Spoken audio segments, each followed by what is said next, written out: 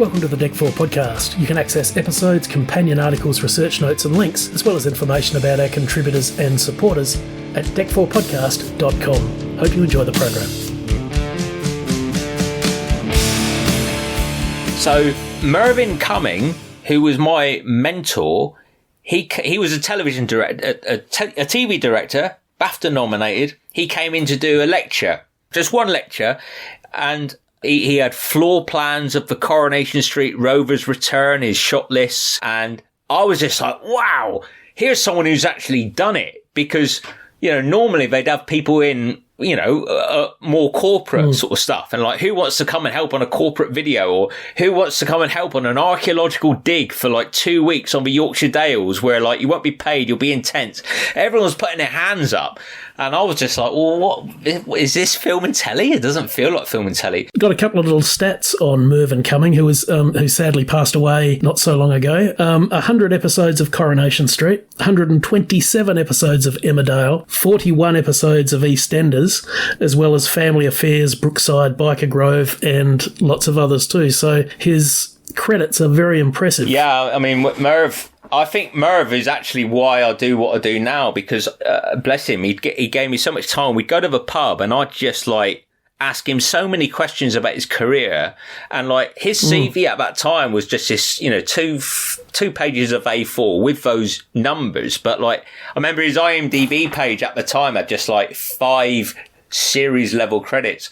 So I'd borrow his VHS tapes and I'd try and work out the air dates from the adverts that were still on the tape. I'd like, oh yeah, okay, so that's a TV Times 1986. So if that's on then Emmerdale was being shown Tuesdays and Thursdays. So I was updating his IMDb for him. And what really I especially when Merv passed away, at the start of this year, you know, looking back, I really realised that he had a bigger impact on me than I realised, because I thought I'll follow his footsteps to be a director. Actually, he was such wonderful company, and he had this, he'd had elocution lessons. So he had this beautiful, softly spoken voice, and he loved a pint. And so we used to just go to the Golden Slipper in York.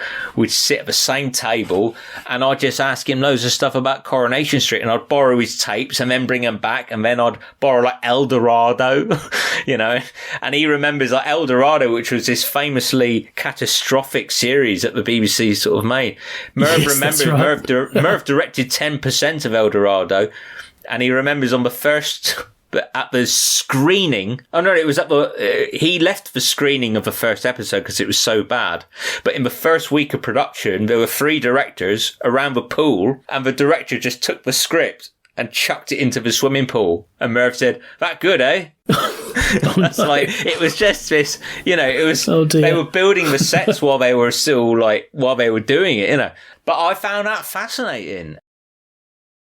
Actually, I'm glad you mentioned Ian Cullen, because he is someone that I wanted to ask you about. Once again, sadly passed away recently. He was always a favourite of mine, because one of my favourite things of all time is When the Boat Comes In. And Ian Cullen was played Geordie Watson. Geordie Watson. The Tyneside Labor MP had a great double act with Roger Avon as his election agent, and was sort of this wonderful nemesis or foil to the anti-hero Jack Ford, played by James Bolam. And I just always thought with When the Boat Comes In, it was so real that you forgot they were actors, which is like The Bill and like some of these other things. And I was quite interested when I was researching for our conversation today. And I thought, I must ask you about Ian Cullen, because he obviously played a big part in your career as well. Yeah, massive. I miss him every day, and Merv. But Ian and I exchanged thousands of emails,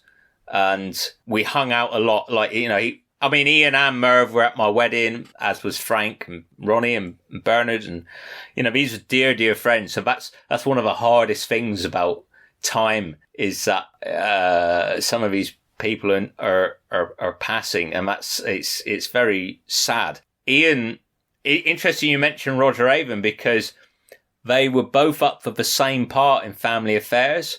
Ian got the part because the producer was a Z Chorus fan. So they were both Ian and Roger. So Roger actually got a little cameo part in Family Affairs, but the part was more or less it was down to those two, and that's so. And I first saw Ian in the Aztecs, Doctor Who in the Aztecs, Christmas Day 1996. It was the first William Hartnell story I saw, so I had a fondness for it. And I just wrote.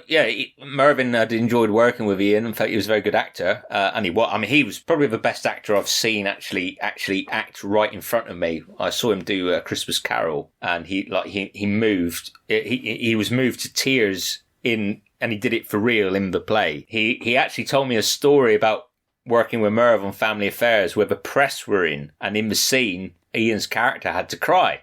And Ian later told me, he said, was getting a bit excited about these, press fair, and felt he had to, okay, well, have the tears in for the actors, please. And Ian gave Merv a ticking off, said, look, don't start acting like in front of the press. If you want me to cry, I'll cry. You've only got to ask me.